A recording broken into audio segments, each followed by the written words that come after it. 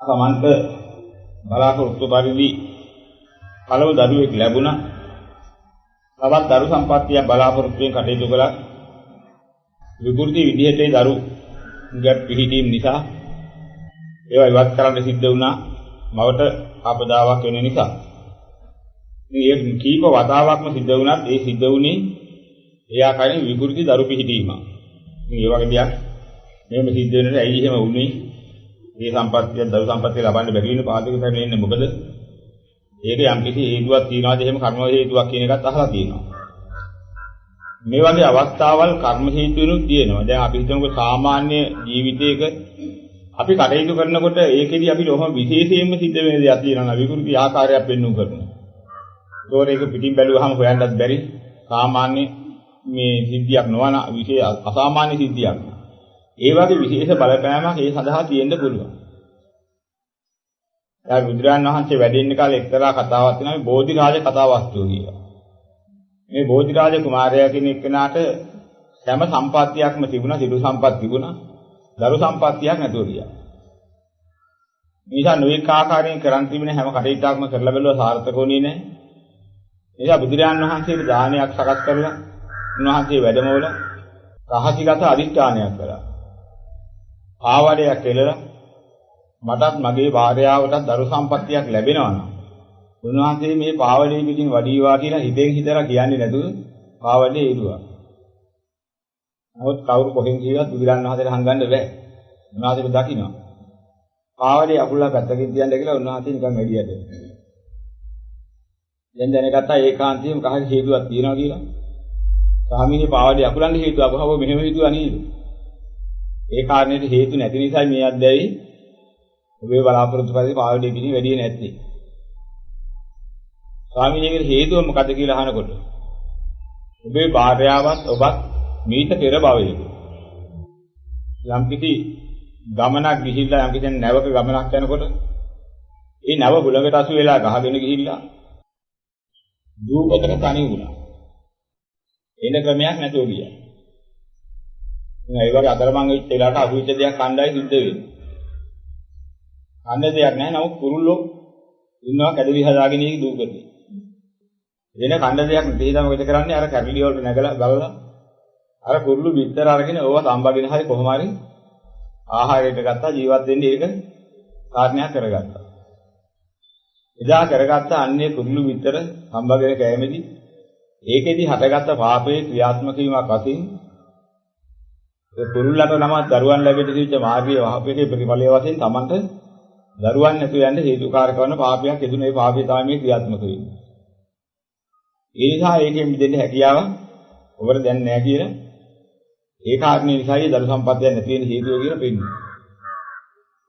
මගේ ලෞතර බුදුරජාණන් වහන්සේගේ ආශිර්වාදයක් අරගත්තා ලබන්න බැරි පාප කර්ම තියෙනවා. එහෙම දේවල් නැති වෙන්නේ නැහැ. ඒක අන්නේ වගේ අවස්ථාවල් වලට මුල දෙනකොට අපිට සිද්ධ වෙනවා දරුවන් නැතුව ඒකෙන් දුක් විඳින මානසිකත්වයක් උදා කරගන්න. ඉතින් මේ වගේ දේවල් එකක් නෙමෙයි. අර කලාවාගෙම යම් කිසි විදිහක සමහර අය ඊර්ෂියාවට, ද්වේෂාකාර තණ්හාවට, පලි ගැනීම වලට කෙනෙකුට පාඩු කරන්න කෙනෙකුගේ දරු සම්පත්තිය විනාශ කරලා දාන්න පුළුවන් යම් කිසි උපක්‍රමශීලී. දරු ගැබ පිළිගුවාම සමහරවිට මේක ලොකු වුණොත් අපිට කරදර කරයි මුන්ට හරියයි. උන් අනාථ කරන්න ඕනේ. මට මෙහෙම බැලලා තියෙනවා, මෙහෙම හිඟි කරලා තියෙනවා. මම උන්ට හොඳ පාඩමක් උගන්වන්නම්කෝ කියලා.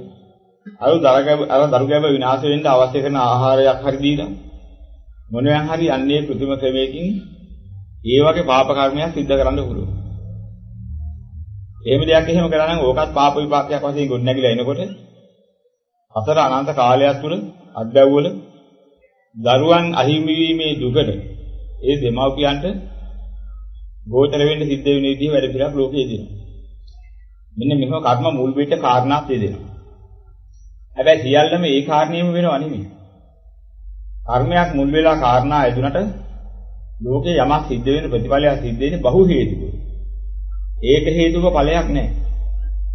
හේතු සමූහයේ එකතු වෙන තමයි ඒකට අවශ්‍ය කරන කාරණේ සිද්ධ වෙන්නේ.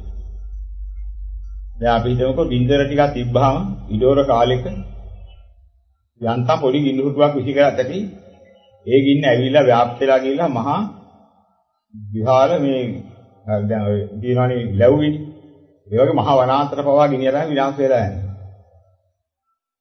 හැබැයි දැන් ගින්දර දැනිල්ල තමයි මුල් උනේ ඉතින්. ඉතින් පොඩ්ඩක් ආපුවාම මේක වුණා. හැබැයි මහා වැහි කාලෙකදී ඔය වැඩේ කරා නම් එහෙම මොහොතියා පොල්ලුලා පත්තු කරලා ගැහුවා. අර ගින්න අවුල් වල අර බලාපොරොත්තු වෙන මහා විනාශය කරන්න බෑ. එහෙනම් ගිනි කූර අවුල්ලා දාපු එක හේතු උනත් මහා ගින්නට. තවත් හේතුවක් තිබිලා තිනවා ඒක ව්‍යාප්ත වෙන්න ඒකට ආධාර වෙන්නේ. එනකට උපස්තම්භක වෙන්නේ. උදව් දෙන්නේ. ඒ තමයි තද ඉඩෝරේ නිසා ඇතිලා තිබිච්ච වේලු. ඒ වගේ මේ වේලුමක් තිබුණාත් ඒ ටික තිබුණාත් තවත් එකක් හේතු වෙනවා ඒ පැත්තට හමන හුලඟ. ඒ කැලෑ පැත්තට, තොටුගොඩ පැත්තට බාහිරින් හුලඟක් හමාගෙන යන්නත් ඕන. මෙන්න මේවයි කාරණා සමූහයක් එක්වීම නිසා අර ලැබුගින්නේ නැමැති දකින්න හැම වෙන ප්‍රතිඵලය හට ගන්නවා. මෙන්න මේවාගේ අපේ ජීවිතවලදී දුප්පත් පොහොරත්කම්, අගහිඟකම්, ලෙඩ රෝග මේවා හට ගැනීමට බහු හේතුක කාරණා ඒවට මුල් වෙනවා. හැබැයි මුල් වෙන බහු හේතුකත්වයේදී කර්මයක් ඒවැය තිබෙන එක්තරා ප්‍රධාන එක හේතුවක් පමණයි. කර්මයේ ක්‍රියාකාරීත්වයට විතරක් පුළුවන් කමක් නැහැ. අවශ්‍ය පසුබලයක් පරිසරයක් ගොඩනැගිලා නැත්නම් ඒක ක්‍රියාත්මක වෙන්නේ. කර්මයක් විපාක දෙන්නත් ඒකට අවශ්‍ය වෙන පසුබලයක් ගොඩනැගෙන්න ඕනේ. කර්මයක් කරලා තිබුණ ඵලියටත් විපාක දෙන්නේ. ඉතින් මෙන්න මේ වගේ අවස්ථාවල අපි নানা ආකාරයෙන් ඒවට අවශ්‍ය කරන පසුතල හදා ගන්නවා. දැන් ඔබ කියනවා ප්‍රයෝග සම්පත්තිය මුල් කරගෙන. අර කර්මයක් එන්න තිබුණ කර්ම බලවේගයෙන් ක්‍රියාත්මක වෙන්න තිබිච්ච දියා. ඒ ප්‍රයෝග සම්පත්තිය මාර්ගයෙන් ඒක නරක නම් ප්‍රමාද කරගන්නත් පුළුවන්. යටපත් කරලා තම ගන්නත් පුළුවන් ඒවා තියෙනවා.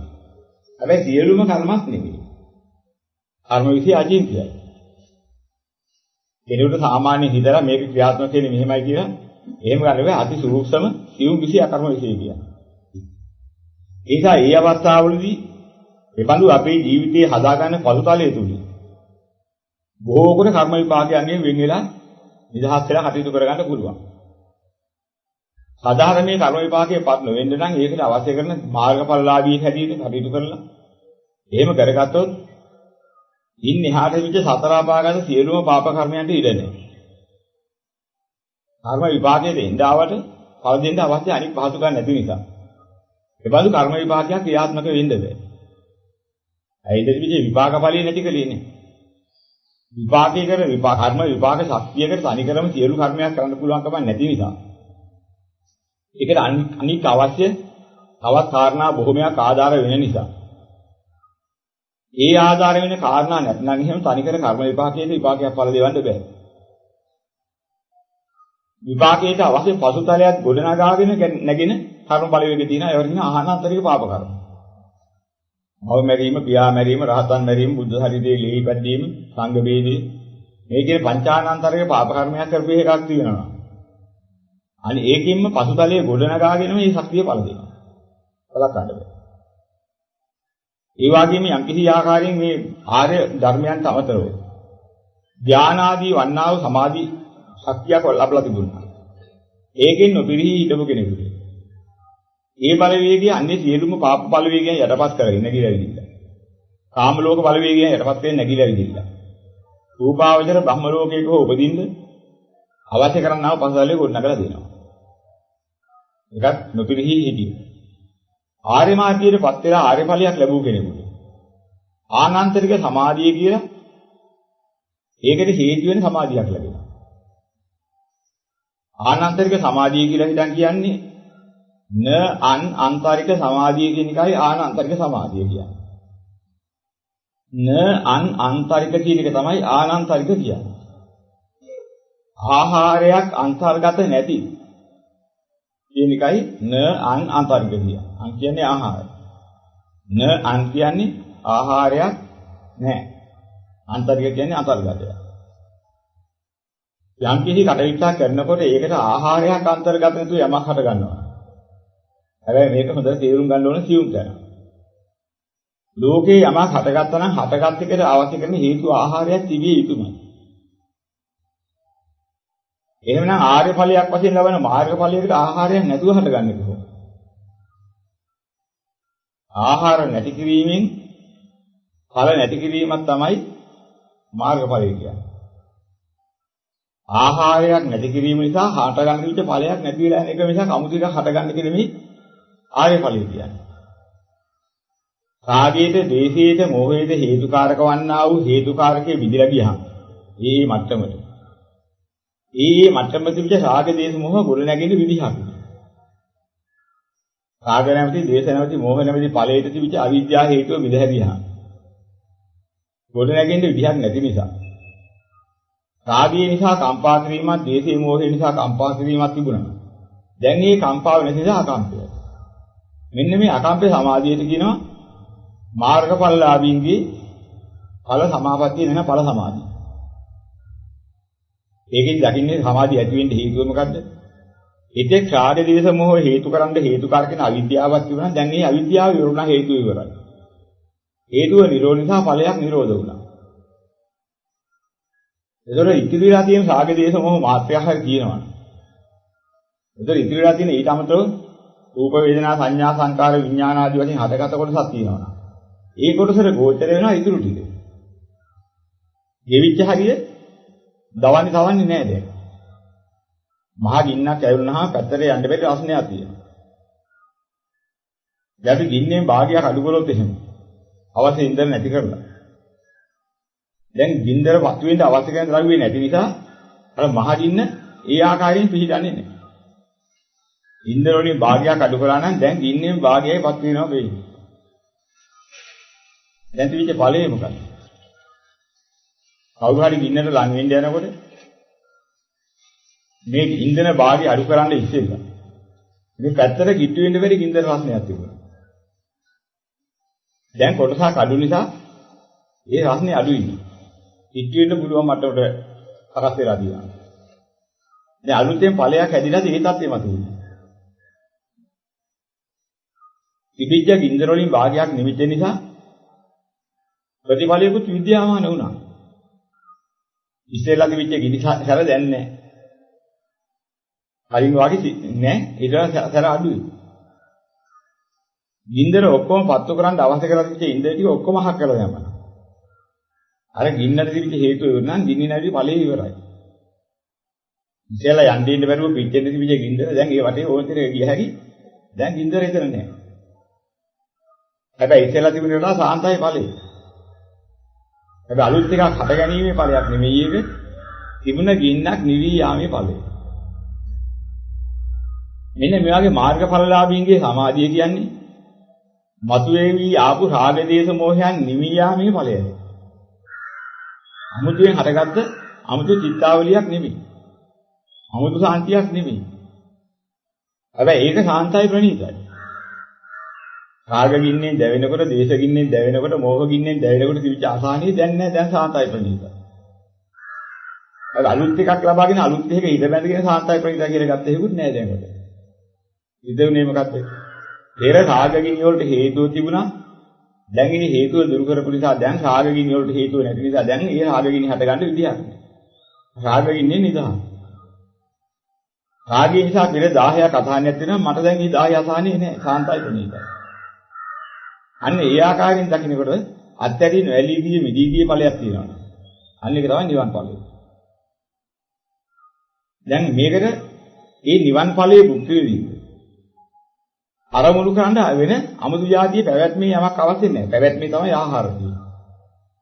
පැවැත්මට අයිති කිසිම ආහාරයක් මනෝ සංචේතන ආයතන ආහාරයක් හෝ ස්පර්ශ ආහාරයක් හෝ විඥාන ආහාරයක් හෝ කබලින්කාර ආහාරයක් කියන සතර ආහාරයෙන් එකක්වත් අවශ්‍ය නැහැ.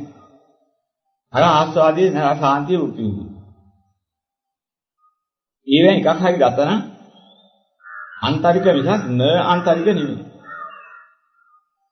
නේ ආනන්තරික වෙන්නේ ඒක ආන්තරික වෙනවා. න ආන්තරික කියන්නේ ආහාරයක් ඇතුළත් වෙන්න ඕනේ නැහැ. කියවන යමකට අන්නේ සමාධිය තමයි ආර්ය සමාධිය.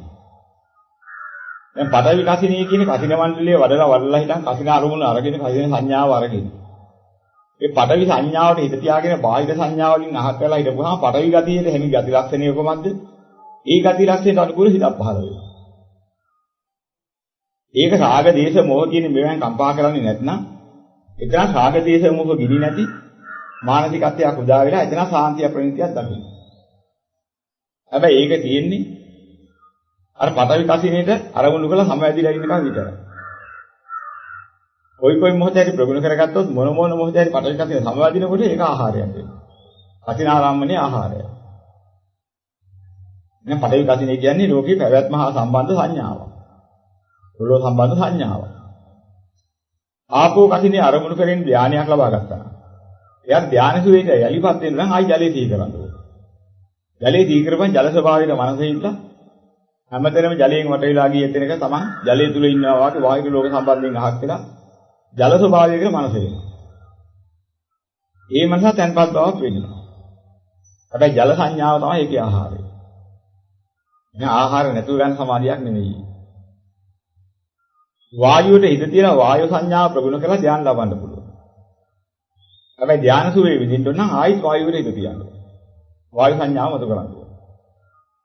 වායෝ කසිනේට වායෝ කසිනේ ලැබෙන ධ්‍යානයේට වායු සංඥාව ආහාරයි. ආලෝක කසිනියක් වල්ලා හිටා යම් කෙනෙක් ආලෝක කසිනෙන් ආලෝක සංඥාව තුලින් ධ්‍යානයටපත් වුණා. එයාට ධ්‍යාන සුව වෙන්නේ ආයිත් ආලෝක සංඥාව ආහාර කර ගන්න ඕනේ. මතු කර ගන්න ඕනේ. ආවර්ජන කරලා. මෙන්න මේක අනික්කේවට ආහාරයක්. ඒක ආන්තරික සමාධිය. යමක් අරමුණු කරලා යථාබෝධය ලැබුණාට පස්සේ යථාබෝධය තුලින් යමක් අත්හැරීම වැඩි මිදී ගියා. ඊට පස්සේ ආයතනය කරේ යථාබෝධයේ හේතු වෙච්ච මූල ධර්මයේ සිහි කරන්න අවශ්‍ය නැහැ. තාවක ආනන්ද හාමුදුරන්ගේ ගහනවා ඒ සමාධියටපත් වෙන්නේ කොහොමද? උපමාවක් කියන්නේ. ඒ සමාධිය හතරක් නැතුව ඒක දිගටම තියෙනවනම් ආහාරයක් නැතුව ගොඩ නැගෙනවනම් ආවර්ජන නොකලත් මේ සමාධිය තියෙනවනම් ඒකට උපමාවක් කියන්නේ. ආනන්ද හාමුදුරුවෝ දේශනා කරනවා වෙන්න මෙහෙම දෙයක්. යම් කිසි කෙනෙක්ගේ අතක් කකුලක් කපනවා ආපදාවක් නිසා. ඊට පස්සේ තුවාලේ හොද කරලා බුද්ධිලා දැන් ගෙදර එන්න අත නැහැ කකුල නැහැ. මොකක් හරි එකක් නැහැ අංගයක් නැහැ. කපලා දාලා. දැන් මේ බුද්ධිලයා අනේ මගේ අත නැහැ නේ කියලා සිහි කළොත්. එයාට අත නැති බවට එයාට සංඥාවක් වශයෙන් වැටහෙනවා. තමන්ගේ අත නැහැ නේ කියලා. එයා සිහි නොකර වෙන වැඩක ඉන්නවා. එයා සිහි නොකල හිටියත් එයාගේ අත නැහැ නේද කියලා. සිහි කරපු වෙලාවට විතරක් අත නැති වෙලා ආයෙසරක් අත තියෙන්නේ සිහි නොකල වෙලාවට. අත කපලා දැමනම් අත කපලා නෙවෙයි කියලා සිහි කරොත් අත කපපු සංඥාව වෙනවා. හැබැයි එයා ඒ සංඥාවෙන් අහකලා වෙන වැඩක් කර කර ඉන්නකොට. එයාට අත කපපු සංඥාවක් මනසේ නැතුවට එයාගේ කය හා සම්බන්ධ අතක් නැහැ. අන්න ඒ නිසා නිරන්තරයෙන්ම ඔහුගේ පිහිටනවා. යමක් අත්හැරී ගියා නම් ඒකෙන් කරන සියලු වැඩ කටයුතු දැන් පටන් ගන්නවා. ඒ කියන්නේ හිතුවක් නැහැ නැතත් නැහැ. මෙන්න මේ වගේ සත්‍යය තමයි ආර්යයන් ලබන යම් කාගයක්, ද්වේෂයක්, මෝහයක් නිරෝධ කිරීමෙන් ලබන ස්වභාවය මෙන්න මේක. මේ මාර්ගඵල ලාභියාට මාර්ගඵලයේ පිළිබඳ හිතුවක් ඵල සමාපත්තිය විඳින්න පුළුවන්. ඒක නොහිතයි කියත් එයා යමක් නිරෝධ කරා නම් නිරෝධ කරපු தත්වෙමයි ඉන්නේ. නෑ අතරක් නෑ. අර විදිහට ආහාරයක් නැතුව ලබන සමාධිය කියන්නේ යම් රාගයකට හේතුව නිරෝධ කළා නම්. එයා ඊට පස්සේ මොන જાතිය අදහසකින් හැදුනත් ඒ ටික එයා ළඟ නෑ. රාගය නිසා නම් හත් කිරීමක් තිබුණා නම් එයාගේ එකකින් නිදහස්මයි. මෙන්න මේ නිසා කියනවා ආහාරයක් නැතුව ලබන සමාධිය. දැන් මේ අනිත් හැම කෙනෙකුම ලබන්නේ ආහාරයක් ඇතුව සමාධිය. මෙන්න මේ වගේ අපි ලෝකේ යමක් කරනකොට ඒකේ හේතුවර ඵලයක් වශයෙන් යමක් ලැබෙන්න තියෙනවා. මේ ලැබෙන්න තියෙන දේ ලබන්නා වූ දේ තමයි අන්නේ හැම ක්‍රමයකින්ම හිතවිලි ක්‍රියා වදන් යම් කිසි දෙයක නොහැතිරීමෙන් අපි ලබන ශක්තියෙන් අතු කරගන්න. එහෙනම් මේ කර්ම ශක්තිය කියන එක ගොඩ නැගෙන එක. අර කර්ම ශක්තිය පතුවෙන් තිබිච්ච හේතුව නිරෝධ කරන එක කාර්ය මාර්ගය. ඉතින් මේ ගොඩ නැගෙන දේ ගොඩ නැගපුවාම ඒකෙන් භව ශක්තියක් ගොඩ නැගෙනවා. මේකට කියනවා කර්ම භවයක් ගොඩ නැගුවා. ගොඩ නැගපු කර්ම භවයේ තැන්පත් වෙන මේ ශක්තිය. අවශ්‍ය කරන පසුතලයක් පරිසරයක් ගොඩ නැගින්නේ යම් දවසක කොතනකද? ඒ කර්ම භවයෙන් ඒ ශක්තිය එතෙන් ඇදලා එනවා. සතරේදී යම් කිසි කෙනෙකුට දරුවෙක් ලැබෙන්න තියෙන සම්පත්තිය නැති කරපු එකක් හරි. අර සත්ව ජීවීන්ගේ බඳු ආකාර වන්නා වූ උන්ගේ අරපු ඇති කිරීමට බාධා පමුණවලා විනාශ කරලා දැම්මට පස්සේ ඒකේ ප්‍රතිඵලයක් හරි. ඊට අවශ්‍ය පසු ඵලයකට ඇදලා ඉපදුනාට පස්සේ අන්න අර කියන කර්ම වේගයෙන් ඇදලා එනවා. ඒක නොපෙනී ඉන්නේ. ඒ විලාට ඒ කර්ම වේගය අපිට ගෙවා ගන්න බැරුව යනවා සමහර වෙලාවට. මොකද අපි කරලා තියෙන වැඩේ දින අසාධාරණ මට්ටම අනුවයි ඒක වෙන්නේ. එලේ යම් විලසකද අපිට බේරෙන්න තින්නේ හෝ ප්‍රතිඵලයක් ඊට අනුකූලයි. මොනම විදිහකින් වා සැකවර්ණයක් දෙන්නේ නැති විදිහ නාර දරු ගැබක් විනාශ කරලා දැම්මේ. මොනම විදිහේ ප්‍රතිකර්මයකින්වත් දරු ගැබක් හදාගන්න පුළුවන් සම්පත්තියක් ගන්න බැරි විදිහේ විභාගයක් හම්බ වෙනවා. හැබැයි උන්ට නුවණක් තිබුණා නම් උන්ට තේරුම් ගන්න පුළුවන් නම් මෙන්න මේ වැඩේ කරගෙන. ඔකේ නිදහස් වෙන්න පුළුවන්. උන්නම් හොයලා බලා කරගත්තා. බැයි නා අහු වුණා. ඒ જાතිය කර්ණක් කළේ. තමන්ටත් වෙනවා අර જાතිය කර්ම විපාකය. හැබැයි හොයලා බලලා නම් ප්‍රතිකර්මයක් කරගන්න නිදෙන්න පුළුවන් જાතිය කර්ම බලවේගයක් ආපු නිසා. එහෙමයිද පුළුවන් උපක්‍රමශීලීව කටයුතු කරලා ඒ දරු සම්පත්තිය ලබා ගන්න අවශ්‍ය දෙයක් කරගන්න. ඒ කෙරෙන කටයුතු සිද්ධ වෙන්නේ අපි කරපු කර්මයට අපි දුන්න තැන අනුව. ඊට අනුකූලව තමයි විපාකයකට අවස්ථාව සකස් වෙලා ඉන්නේ. මොන විදිහෙන්වත් බේරීමක් දෙන්නේ නැතුව, බේරෙන්න ඉඩක් තියන්නේ නැතුව යම් පාප කර්මයක් කළොත් ඒ කර්ම විපාකයට අපිටත් ගෝචර වෙන්න සිද්ධ වෙන්නේ මොනම විදිහෙන් කාටවත් බේරන්න බැරි විදිහේ ක්‍රමයක් උදා වෙලා. කොච්චර වෛද්‍යවරු හිටියත් වැඩක් නැහැ. මරණ එක ලිලේ හොයන්න බෑ. මිනිහා කපලා බලනකොට පුංචි විලක් තියලා තියෙනවා. දොස්තරලා නොදන්න එකක් නෙමෙයි ලිලේ. විශේෂඥ වෛද්‍යවරු පරීක්ෂා කරලා බලලා අන්තිමට බලනකොට ලිලේ හොයාගන්න බෑ කොතනින් හරි එක මග ඇරෙන්න. අන්තිමට මලාට පස්සේ අහු වෙනවා දිවිජේ ලිලේ. මිනිහා කපලා පරීක්ෂා කරලා බලලා ඊට පස්සේ කියනවා මෙන්න මේ පුංචි විලක් තියලා තියෙනවා. හැබැයි ඒ දොස්තරලාගෙන් ඇහුවොත් එහෙම ඔය ලෙඩේට ප්‍රතිකර්ම එහෙම තිබුණේ නැද්ද කල්තියා හොයාගත්තා. මොකද නැත්තේ? බේරගන්න තිබුණා. ඒක ලබුන්නේ නැහැ. මෙන්න මේ වගේ අපි අනුන්ට අහු නොවෙන්න රහතිගතව පව්කම් කළොත් එහෙම. අනුන්ට ගෝචර නොවෙන්නේ වසංගත කරලා වහලා කියලා පව්කම් කළොත්. ඒකේ විපාකයක් එනකොටත් අපිට බේරෙන්න ක්‍රමයක් නැතුව වැහිලා යන විදිහේ මාර්ගය තමයි සකස් වෙන්නේ අර පසුබාලය තුල. මෙන්න මෙහෙම සියුම් කර්ම විපාක බලපෑමක් තියෙනවා. කර්ම විසි අචින්තය නිසා කෙනෙකුට මේක මෙහෙම වෙන්නේ කොහොමද කියලා තෝරා ගන්න බෑ. මේ විශේෂ හදාarලා ඉතින් හැම දෙයක්ම අසක් මුල්ලක් නැර තේරුම් ගන්න කිව්වා. ඔහුගේ මනසේ දක්යන් හදවන්න ඊටමදී වතේ අවශ්‍ය හේතු කාර්ය ඉදෙන හැටි. ඒක වෙන හැටි. වෙන්නේ නියමයේ. ඔය ටික විග්‍රහ කරන්න ගියොත් අපිට කරන්න බැරි වෙනවා. අන්න අර කියනවා ගැඹුරටම බහිඳ බැරි වෙන අපේ මනස. ඒ තරම් සියුම්. ඉතින් මේ වගේ අවස්ථාවන් ගැන අපි ඒ තරම් අත්‍යවශ්‍ය දැකීමට අවශ්‍යතාවයක් නැහැ. ලැබෙන හැටියට ඒවා මුක්ති විඳිනවා මිස ඕවා හොයාගෙන කොයිතරම් දඟලලා කරගත්තා වුණත් අපි බලාපොරොත්තු වෙන සුන්දර ලෝකයක පැත්තක්. මේක තමයි අවිද්‍යාව නැමැති උගුලේ ස්වභාවය. අවිද්‍යාව නැමැති උගුල සුන්දර ලෝකයක් ඇති හැටියට මවලා පෙන්නනවා. ඒකට කොටු කරනවා. ඒ සුන්දරත්වයේ නිසාම තමයි දඟලලා කොටු වෙන්නේ. හැබැයි කොට වෙලා අන්තිමට බලපුවාම අපි නොදන්න පැත්තක් බලාපොරොත්තු නැති පැත්තක් හීනි කිව්ව නොහිතුව පැත්තක් තිබිලා ඒකෙන් අපිටම තියෙනවා දුක කියලා. ඒ විදිහට අපි කොට වෙලා තියෙන ආකාරය බලපුවාම මොන විදිහෙන්වත් පයින් විදිහෙම. අර කියන දුක වලට කොට වෙලා විනිත සිද්ධ වෙනවා.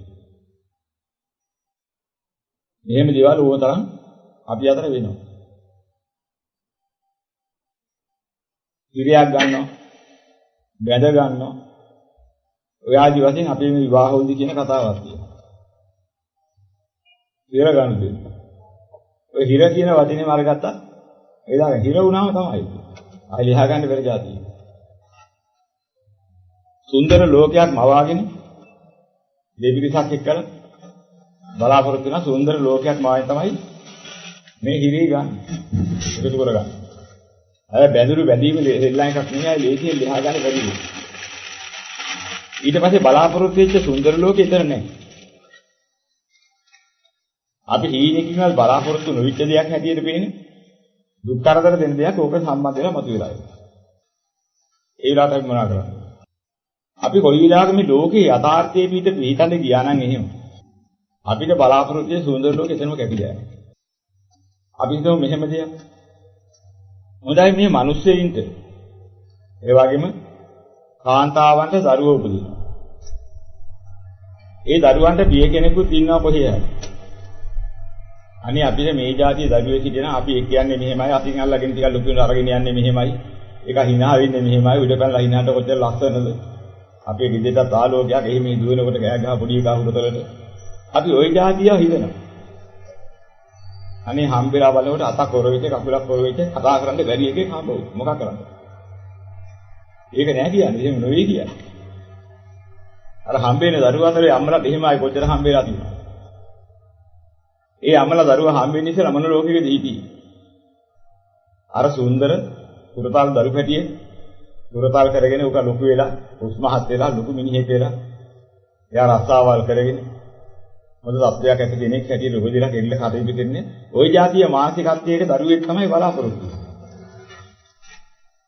හැබැයි ලෝකෙ බෙනි තියෙන දේක් උපදින දරුවන්ගේ සෑහෙන පිරිසක් අබ්බගාතු. දෙන්නි.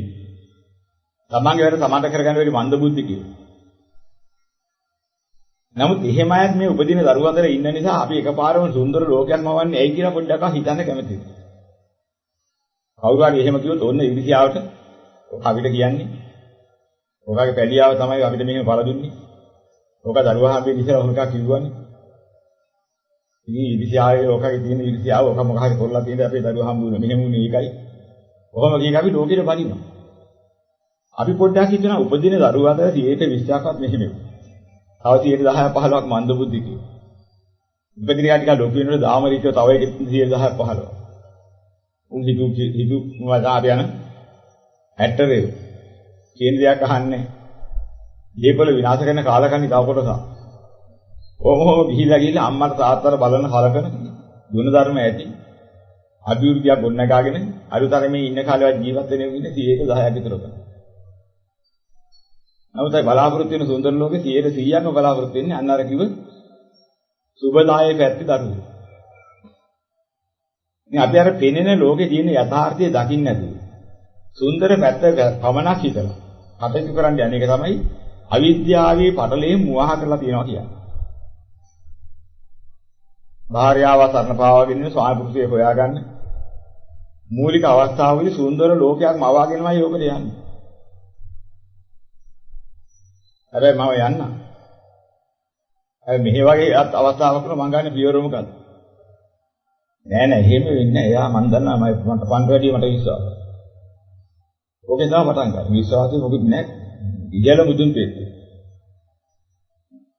උනාට පස්සේ මොකද? සුමාලයක් ගන්න ඉස්සෙල්ලා කාට ගන්න. මේ මෙහෙම දේවල් ලෝකේ තියෙනවා. මේ අපි දැකගන්න අවිද්‍යාවේ තීරණවල තියෙන මුලා කරන මහත. ඔය තියෙන්නේ. අපි ඇත්ත ඇති ආකාරයෙන් දකින්න පටන් ගත්තා නම් හොඳ පැත්තට වඩා දහස් ගුණයක් ඔය ඇදී නරක පැත්ත.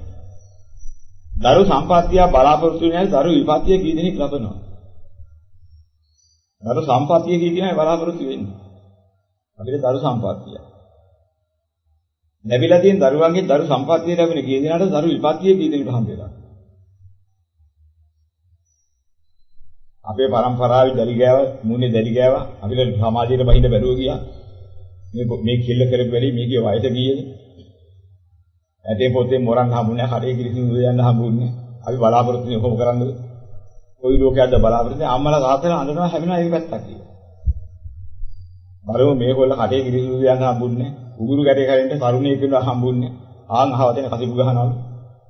අහවතෙන් සිගරට් ගහනවලු, කුඩු ගහනවලු. කොළොත් එක ලැබුණා මොනවා කරන්නද කිව්වට අහන්නේ අපිටත් ගහලා පැනලා යන්නේ. අනේ කාලේ කන්නේ පන් හැටි. දැන් ඒක ඔය කියන්නේ දැන් සම්පත්තිය. නැවතයි බලාපොරොත්තු වෙනවාද වැඩි ඉන්න සම්පත්තිය මුල් කාලෙදි එහෙම එකක් බලාපොරොත්තු වෙන්නේ නැහැ. අනේ අපිට දරු සම්පත්තිය. අපි ගත්තේ ඔතන. ඒ වගේ සුන්දර ලෝකයේ තුර මේ ලෝක සත්‍ය අවිද්‍යාවේ නිගමනයේ හැම ඉරේම දෙන්නේ. අර මාර බඩු වලින් ශ්ලෝකේ රවට්ටනවා. ලස්සන සුවඳ රස මුදු මොලොක් බව ප්‍රබෝධයේ වසඟතාවේ සුහදතාවේ ওই ආදි වශයෙන් මේ ලෝකේ පේන්න තියෙන ප්‍රිය මනාප ස්වභාවය ඇද්ද. ඒ ප්‍රිය ස්වභාවයන්ගේ මధుර ස්වභාවයන් නෙවෙයි හැම දාලා. අර දුකට ඇදලා දමන හැම තමයි හිව්වා. ඕකෙන් රවට්ටන එකයි කරන්නේ ලෝකෙ. හැබැයි රවට්ටන ලෝකෙන් හැවටෙන්නේ අවිද්‍යාව නිසා. හැවටලා ගියාට පස්සේ අර දුකට වෙලා මොකද කරන්නේ? ප්‍රශ්න වලට පිළිතුරු හොයනවා. මේ යථාර්ථයෙන් අපි දැක්කොත් එහෙම මේ ලෝකෙ තුල මහ බුදුම සිද්ධියක් එන්නේ. මොකක්ද අපි කරන්න වෙන්නේ? අපි ජීවත් වෙන්නේ කොහොමද ලෝකෙ? දැන් මේ වගේ විශාල ප්‍රශ්නයකට එක පැත්තකින් ගොදුරු වෙනවා. ගැඹුරටම හිතාගත්තොත් ජීවත් වෙනවා කියන්නේ අවිද්‍යාව කියලා දැකලා නම් අත්හැරලා යනවා. ගැඹුරටම ගියා නම් ඒ තමයි අරිහත්ත්වයට පාර කපාගෙන විශාලම ඉහළම උත්තර. හැබැයි සියල්ලන්ට වෙදෙන්න යන්න බෑ. ඊතර නුවණකුත් නැහැ. ඊතර හේරුම් ගන්න පුළුවන්කමකුත් නැහැ. ඒ බුද්ධිලේ මේ ලෝකේ ජීවත් වෙන්න බලනවා. හැබැයි ජීවත් වෙන්න බලාපොරොත්තු වෙනවා අපි එකක් දකින්න ඕනේ. මේ ජීවත් වෙන්න තියෙන බලාපොරොත්තුව, මේ ආස්වාදයන් තියෙන බලාපොරොත්තුව, සුන්දර ලෝකයක් ගොඩනගාගෙන ඉන්න තියෙන බලාපොරොත්තුව අවිද්‍යාවේ මුලාසහගත තීරණයම තමයි මට අරගන්න බැරි වුණා. මොකද කරන්නේ මට හිතෙනවා තාමත් මේ ලෝකෙ හොඳයි කියලා. මේ තත්ත්වයන් අග්‍රයි කියලා. හිතුවත් යථාර්ථය නම් අග්‍ර නැහැ. යථාර්ථය නම් මේ අවිද්‍යාවේ ස්වභාවය මේකම. හැබැයි තව යන්න ඕන නම් උපක්‍රම සහ ප්‍රතිකර්ම යන්තරමක් තියෙනවා. ඒවෙන් යම්කිසි ආකාරයක තරංකාරීත්වයෙන් ඒවට බහැලා උත්සාහයෙන් වීර්යයෙන් ගොඩනගාගත්ත ආරක්ෂිතත්වයක් තුළ අවශ්‍ය පරිසරයක් තුළ යන්තරමක් සැනසෙල්ලක් තියෙනවා නම් පොඩ්ඩක් ඒ තුළ ජීවත් වෙන්න මගක් පාදා ගන්න. හැබැයි සියල්ලෙන් පූර්ව සැනසුම් සහගත පැවැත්මක් හදලා දෙන්න තියෙන කිසිම ප්‍රතිකර්මයක් ලෝකේ තුල නැහැ. කාටවත් නෑ. මෙන්න මේ ටික තේරුම් අරගෙන. ඉතින් අපිට පුළුවන්. ඒ බඳු දෙයක අවශ්‍ය කරන්නා වූ යම් යම් විදිහේ පුණ්‍ය කර්මයන් කරලා. ඒකට අවශ්‍ය කරන්නා වූ බාධක දුරු කරගන්න. දැන් එල්ල කරලා ගන්නවා නම් දරුවන් විකෘතිව පිළිදීමක් ඇත්නම්. ඒ බඳු මව්වරුන්ට ඒ බඳු අයට අවශ්‍ය කරන බේතේ උදව් උපකාර මෙන්න මෙහෙම දේවල් පිටකමක් වශයෙන් අරගෙන ඊට අවශ්‍ය කරනා විස්ථානවලදී ඊට අවශ්‍ය දේවල් දීලා අන්නේ විදියේ පුණ්‍ය ශක්තිය මම කරපු යහපත මගෙන් අවඩක් වෙලා තිබිච්ච යම්කිසි කෙනෙක් ඇත්නම් පුද්ගලයෝ ඇත්නම් ඒ අයටත් යහපත වෙනස මේ පිළ හේතු වේවා. ඉතින් එයාට පිටපෙත් දෙවන පිටෝලා ලෝක සත්‍යයට කවදාවත් මේ බඳු දෙයක් සිද්ධ වෙන්න එපා. මේවට තියෙන බාධක තියෙනවනේ. ඒ කියන්නේ මේ බඳු කරදර තියෙනවනේ. ඒ බඳු කරදර දුරු වෙලා සාන්තියටපත් වෙන්න. මේ දින ලෝක සත්‍යයට හේතු වාසනා වේවා ආදී වශයෙන් කියලා මේ පුණ්‍යානුමෝදනාදී කටයුතු කරන්න ඕනේ. මෙන්න මෙහෙම කළා නම් අපි කරපු පාප කර්මයේ යම් දෙනකින් ගෙවෙන මට්ටමට. අන්න පාප කර්මයක් හේතු කොටින් හටගත්ත ඒ කෘත්‍යයක් තිබුණා ඊටන් පටන් ඒක ඉවර වෙනවා. මෙන්න මේකට කියනවා ප්‍රතිකර්ම. මේ ප්‍රතිකර්ම වාගෙම කර්ම බලවේගයට ක්‍රියාත්මක වෙන්න දෙන්න ඉඩ නොදෙන උපක්‍රම තියෙනවා. ඒක ඒ කර්ම බලවේගයේ ඵල දීමට හේතුකාරක වෙන යම්කිසි මූල හේතුවක් දුරු කරු. උපක්‍රම සීදී. ඒ විලාසයෙන් කර්ම බලවේගයට ක්‍රියාත්මක කළා ඒ අවශ්‍ය කරන කර්ම ප්‍රතිඵලය ලබා දෙන්න බැරුව යනවා. ඒ මගිනුත් ඒකට අවශ්‍ය කරන උපක්‍රමය දිවාගෙන කටයුතු කළා ඉතින් බේරෙන්න පුළුවන්. හැබැයි ඒක උපක්‍රමයන් නිසා තමන් කළ කර්ම ශක්තියක් තිබුණනම් පොඩ්ඩක් ඈතට ගිහිල්ලා තියෙනවා. අවස්ථාව ආවම ආයෙ කැදලා එනවා. ඒ ගෙවා හැරියෙන නිසා. මේ උපක්‍රම සහ ප්‍රතිකර්ම කියන දෙකින් ප්‍රතිකර්මයේ ශ්‍රේෂ්ඨයි. හැබැයි සමහරවිට කල් යන්න පුළුවන්. උපක්‍රමයේ ක්ෂණිකයි. උපක්‍රමයෙන් ජය ගන්න පුළුවන්කමක් තිබුණොත් ජය ගන්න හැකියි.